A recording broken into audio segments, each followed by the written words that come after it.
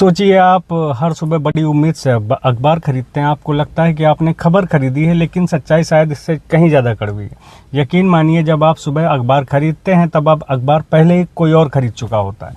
आपने सिर्फ कागज़ खरीदा है, लेकिन उसके भीतर क्या छपेगा, क्या नहीं छपेगा, किस खबर को पहले पन्ने पर जगह दी जाएगी, किस कोने में दफना दिया जाएगा, उसका फैसला शायद आपसे पहले ही हो चुका होता है। आज खबरें सिर्फ लिखी नहीं जाती, उन्हें सजाया जाता है, उनमें मसाला डाला जाता है, एंगल बदला जाता है, कुछ बातें बड़ी कर दी जाती हैं और कुछ सच्चाइयों को इतना छोटा कि वो दिखाई ना दे। यानी खबर तक पहुंचने से पहले उस पर कई हाथ लग चुके होते हैं। कभी सोचिए, अगर किसी शहर में सड़क टूट जाए, अस्पताल में दवा ना मिले, स्कूल में शिक्षक ना हो, बेरोजगारी बढ़ जाए, कोई बड़ा घोटाला सामने आए, तो क्या ये सब उतनी ही ताकत से सुर्खियां बनते हैं जितनी किसी बयान, किसी बहस या किसी टीवी स्टूडियो की चीख पुकार को मिलती है?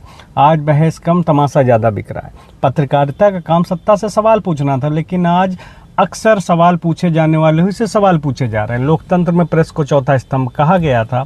उसका काम किसी सरकार, दल या किसी नेता का प्रचार करना नहीं था। उसका काम था जनता की तरफ से सत्ता से जवाब मांगना। सरकार कोई भी हो, विचारधारा कोई भी हो, पत्रकारिता का धर्म सिर्फ एक होना चाहिए, वो है सवाल पूछना।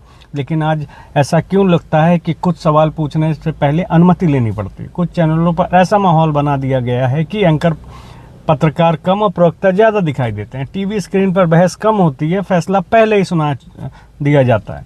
और सबसे दिलचस्प बात, अगर कोई पत्रकार सच में कठिन सवाल पूछता है तो उसे तुरंत किसी खेमे का घोषित कर दिया जाता है। यानी अब पत्रकारिता का मूल्यांकन सवालों से नहीं बल्कि यह देखकर किया जाता है कि सवाल किससे पूछा गया।